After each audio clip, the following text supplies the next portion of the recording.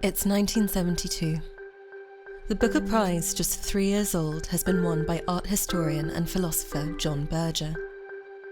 But at the time and ever since, the experimental novel he won for, G, has been overshadowed by one of the most controversial moments in Booker Prize history. The extreme poverty is the direct consequence of the exploitation of companies like Booker's and others. And so I intend, as a revolutionary writer, to share this prize with people in and from the Caribbean, people who are involved in a struggle to resist such exploitation and eventually to expropriate companies like Booker's. I'm actually going to give half the prize to the London-based Black Panther movement. I'm Jo Hamya, and in this film, we take another look at G, opening Berger's own archive to learn more about how it was written and why it led to such divisive action. We'll also hear from those who knew him. John started off as an artist, but he was also a journalist and art critic. G by John Berger won the Booker Prize in 1972. They wanted to make sure that I was not a special branch member. Including his son.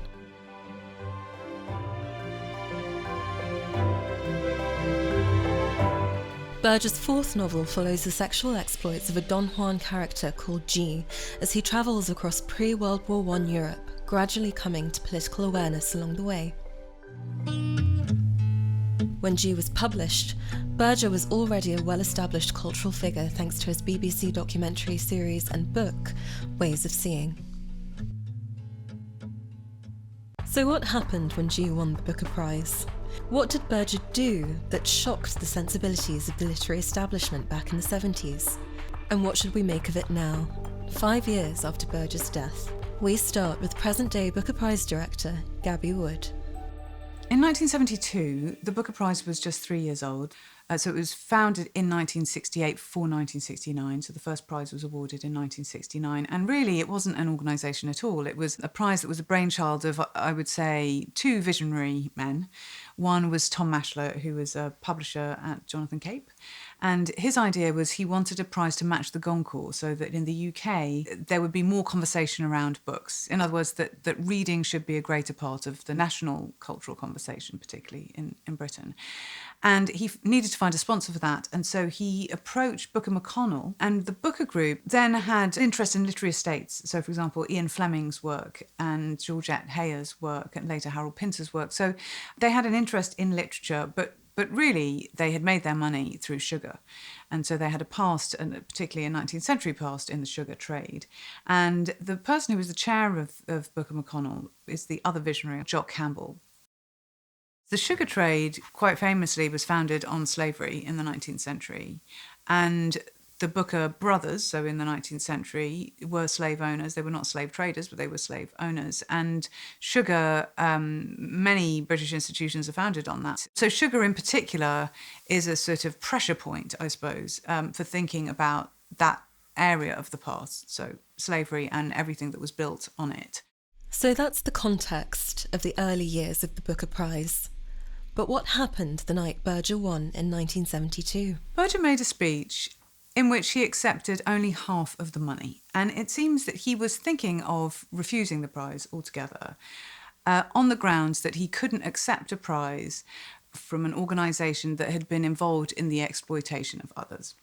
And so what he wanted to do was take half the money, which was going to go towards writing his next book, which was about migrant workers. And he thought this was also important and related, that he should represent migrant workers in his next book. And the other half he was going to give to the British Black Panthers. The prize with those West Indians in and from the Caribbean. Here is John Berger's French-born son, Yves, reading from his father's Booker Prize acceptance speech. The London-based Black Panther movement has arisen out of the bones of what Booker and other companies have created in the Caribbean. I want to share this prize with the Black Panther movement because they resist, both as black people and workers, the further exploitation of the oppressed. And because through their Black People's Information Center, They have links with the struggle in Guyana, the seat of Booker McConnell's wealth, in Trinidad and throughout the Caribbean. The struggle whose aim is to expropriate all such enterprises. I think there are two sources for reactions in the room. One is internal memos within the Booker organisation, and they seem to be largely appeasing shareholders and appeasing the organisation and saying, don't worry, it's okay, and it's all under control. And the other were press clippings. So the press reported a little bit more of a furore. And then I suppose there's a third source, which is the photographs, in which people sitting at the table look relatively bored and not outraged at all. So it's hard to tell exactly what the reaction in the room was, but certainly there was a lot of coverage. The British Black Panther movement was founded in 1968. But who were they and what were their aims? We spoke to one of its earliest members, Farouk Dondi. The British Black Panthers were inspired to adopt the name from the American movement of the Black Panther Party. Of course, what happened was that the founders of the British Black Panther movement didn't want to call it a party, because a party is a very specific thing in politics. And we wanted a movement of the immigrant people, the new communities of Britain who'd come here to work in a particular layer of the working class, from the Caribbean, from South Asia, that's Pakistan, Bangladesh, India, and from Africa, from the ex-colonies. And so the Black Panther movement was born out of that demand for rights for the new communities of Britain. And it had nothing to do with wearing berets and carrying guns. I knew who John Berger was. I had read Ways of Seeing. It struck me as a very radical way of appreciating art. And then he announced to the press, before the competition was judged, that he would give half his prize to the Black Panther movement. And we were absolutely astounded. So the Central Corps nominated me because I was one of the only people in the Central Corps with a bank account. John Berger suggested that we would meet him at the Albany after the ceremony. So Darkus and I were nominated by the Central Corps to go to the Albany and wait there. That's Darkus Howe, racial justice campaigner and later broadcaster. There were no mobile phones or anything in '72. But somehow we heard that, yes, he had won the prize, that G had got the Booker Prize. So we waited. And John Berger turned up with a crew of the press following him, camera people, reporters, this, that, and the other. He wasn't alone. And he came into the pub and we bought him a pint or whatever. But he said, now what do I do? And said, sign over a check to me. So he signed over a check in my name, right, to my account. And I mean, he wasn't doing any due diligence to see whether I was a legitimate member or whatever, right? They must have said, sign it over to Farouk. And so I took this £2,500 check. John said, there's a party for my triumph. John Berger took me in his car and they all celebrated, and there was champagne and all sorts of things around. I stayed, got drunk, I suppose. So, what did the British Black Panthers spend the money on? We put the money straight away into a mortgage company, right, as a deposit. Of course, because I had put the deposit in and because I had given them my name and my bank account and so on, which is what you have to do for the mortgage. 37 Tollington Park, the building that they wanted to buy, was in my name. It was the North London headquarters of the Black Panther movement. And apart from the people who lived there and paid the rent so that the mortgage could be paid, it was the meeting place of the North London Collective. When the Black Panther movement broke up, they demanded in rather harsh terms that I sign over the building to them. So I signed it over. How should people have reacted to Berger's speech? What would have been a more useful reception for it? Yes, I think one thing that you don't find anyone asking is, oh, is this our history? How should we relate to it? What questions should we be asking? Should we all be making gestures along the lines of John Berger's gesture?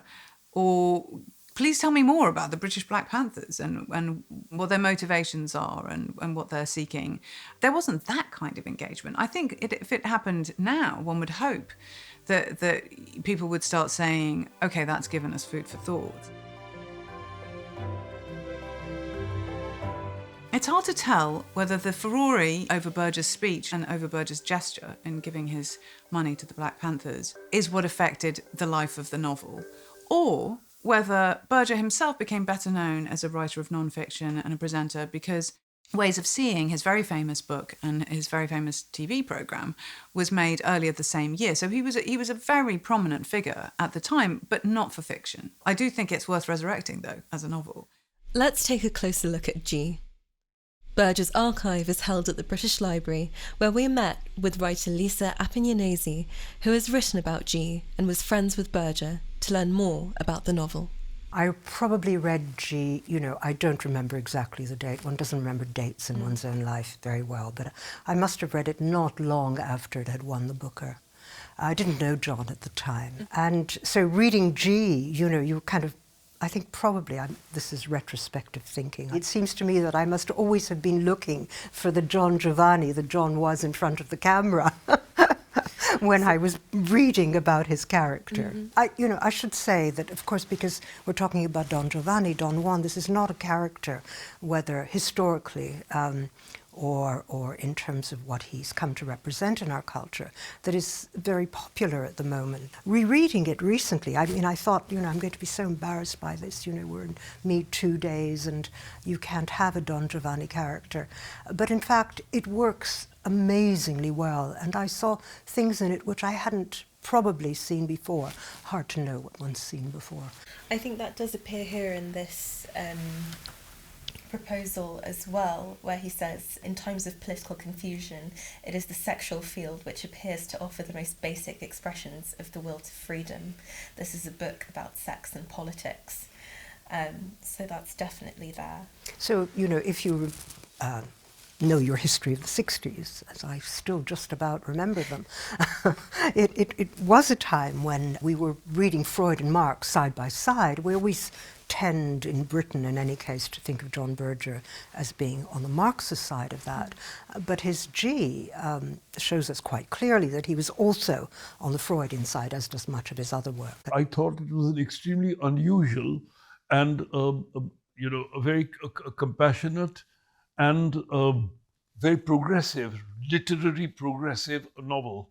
I mean, it wasn't quite James Joyce, right? He hadn't broken with that, but it was certainly a very heartfelt book with a lot of expressed emotion rather than writer's conceit. I think part of what someone who might not have read G may find strange is that a book about one man's sexual exploits and romps across Europe can somehow become radical or revolutionary or tie this person to a greater political consciousness than the one he inhabits. But there's an essay in this archive about mass demonstrations and the way that a collective forms out of the individual's imagination. So this is about demonstrations. The importance of the numbers involved is to be found in the direct experience of those taking part in or sympathetically witnessing the demonstration. For them, the numbers cease to be numbers and become the evidence of their senses, the conclusions of their imagination. The larger the demonstration, the more powerful and immediate, visible, audible, tangible, a metaphor it becomes for their collective strength. I say metaphor because the strength thus grasped transcends the potential strength of those present, and certainly their actual strength as deployed in a demonstration. For me, that section actually speaks very clearly to G's own experience of the demonstration that he's caught up in as a boy in Milan in 1898, I think it is, when he's suddenly finds himself there, and a woman, various people notice that he's foreign and doesn't even speak the language properly. And so, this woman shelters him, this ordinary woman of the people, and says, "Run with me." And the kind of dawning knowledge, the dawning recognition of what it means to be part of a crowd, what it means to have people who aren't like the people you usually meet, what it means to smell fear, and so on, becomes part of the way in which the young G is kind of shepherded into manhood. For me personally, I suppose I wonder who the narrator is. And I know that doesn't sound very deep. You can't assume the narrator is John Berger, but there is a looking eye, or a seeing eye in this book, who intervenes every so often, and you realise that they're sitting next to you, that this person is telling you a story, and most of the time you're immersed in the story, but then you realise that there's a storyteller. And because of Berger's work with ways of seeing, and because of his brilliant writings on drawing, there are some drawings, really bad basic drawings in this book, by the way, but because he is such an incredibly interesting mind, I suppose I do think about the narrator and I think, what's he really thinking? Why does this person want to tell us this story? What's the purpose of the story? And there's some clue in there, I think, when you try and figure out who the narrator is and what they're really up to and why they keep breaking up the story they're telling and what sort of links they're making between the past and the present. I think there is something incredibly striking and alive in that still. For John, I suspect, and maybe I'm reading into this now, retrospectively, this writing comes out of a period where, within the New Left and within John's understandings of Marxism, it was clear that, practice and experience, the practice of strikes, the experience of being in a demonstration, whether it was, against Vietnam or whatever, is something that shapes your ideas about the world. It isn't the other way around. It isn't that you have an ideology which you then apply and see the world through its blinkers. And so I think what G is in part about is the way in which this child grows into manhood. This is, of course, also the book that, gave birth to that wonderful bit of feminist theory, which is about gaze and the way in which women are seen. Now, G doesn't see women, really, because if you look at the women who he has experiences with, they're all different sizes and shapes and come from different classes and so on. They're not uniform. They're not the woman of the advert. What John writes in this book, and in fact says in Ways of Seeing as well, is that women in our society are shaped by the way in which they are looked at and the way in which the camera or the male gaze looks at them. Great. I think we got it. You know as well as I do that the amount of money involved, as soon as one stops thinking of it as a literary prize, is extremely small. I badly need more money for my project about the migrant workers of Europe. The Black Panther movement badly needs money for their newspaper and for their other activities. But the sharing of the prize signifies that our aims are the same. And by that recognition, a great deal is clarified. And in the end, as well as in the beginning, clarity is more important than money.